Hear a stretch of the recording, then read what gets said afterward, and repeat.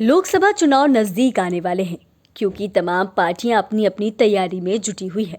वहीं इन दिनों बिहार की सियासत में बहुत कुछ चल रहा है।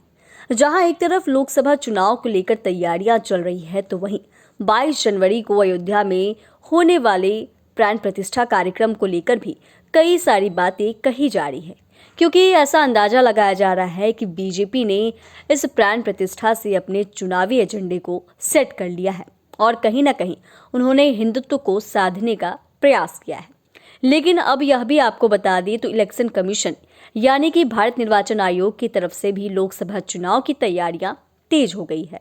जी हाँ, दरअसल हम ऐसा इसलिए कह रहे हैं क्योंकि अब चुनाव में समय काफी कम है और ऐसे में निर्वाचन आयोग भी अपनी तैयारी में कोई कसर नहीं छोड़ना चाहता है। इसीलिए तैयारियां काफी जोरों शोरों से चल रही है। दरअसल बिहार में लोकसभा चुनाव की तैयारियों की रिपोर्ट राष्ट्रीय चुनाव आयोग को दी जाएगी। नई दिल्ली में चुनाव आयोग द्वारा सभी राज्यों के मुख्य निर्वाचन पदाधिकारियों के साथ बैठक है।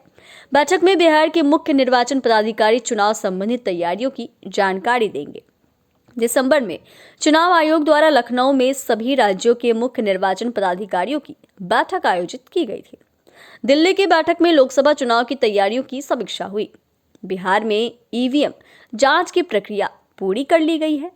बूथों को चिन्हित करते हुए मतदान केंद्र भवनों की मरम्मत एवं आवश्यक सुविधाएं बहाल करने की प्रक्रिया शुरू की गई है। राज्य में मतदाता सूची के अंतिम प्रकाशन की तिथि चुनाव आयोग द्वारा 22 जनवरी 2024 निर्धारित है। सभी जिलों में पर्याप्त आवेदनों के अनुसार मतदाता सूची में नए नामों को शामिल करने और मतदाता सूची के नाम, पता एवं फोटो में संशोधन प्रक्रिया को अंतिम रूप दिया जा रहा है। अब तक करीब 25 लाख नए मतदाताओं के नाम शामिल किए गए हैं। मृतक मतदाताओं के नाम हटाए जा रहे हैं। चुनाव आयोग के निर्देशानुसार राज्य में नशीले पदार्थों एवं तस्करी में संलिप्त अपराधियों पर भी कार्रवाई शुरू की जा चुकी है। सभी जिलों के पुलिस अधीक्षकों को भी वारंटियों के खिलाफ कार्रवाई के निर्देश भी दिए गए हैं। अब ऐसा आप समझ रहे हैं कि आगामी लोकसभा चुनाव को लेकर उल्टी गिनती शुरू हो गई है। बिहार के मुख्य निर्वाचन पदाधिकारी की तरफ से दिल्ली में समीक्षा बैठक हुई।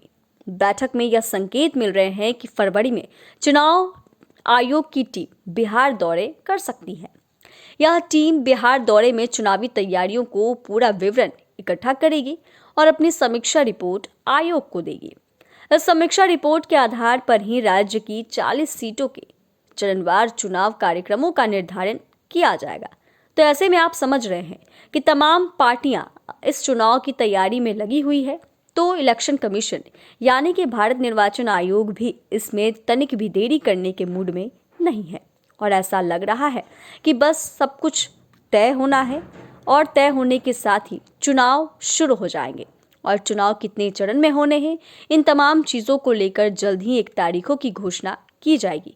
संभावना यही कह रही है कि फरवरी में चुनाव आयोग की टीम बिहार दौरे आएंगी और फिर ऐसा लग रहा है कि फरवरी में चुनाव कब होने हैं उसकी तारीखों का ऐलान भी हो जाएगा और फिर तमाम विपक्षी पार्टियां और तमाम सत्ता दल के लोगों के पास काफ़ी कम वक्त रह जाएगा चुनाव की प्रचार प्रसार करने के लिए, इसकी तैयारियों के लिए।